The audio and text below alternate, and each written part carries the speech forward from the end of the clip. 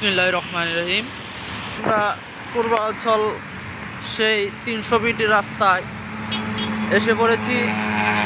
এখানে আমার সাথে আমার বন্ধু আছে।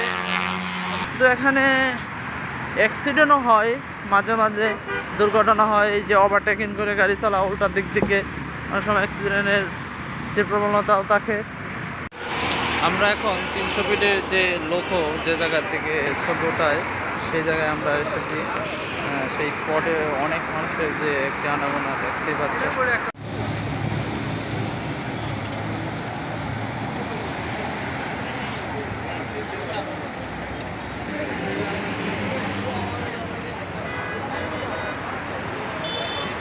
এই যে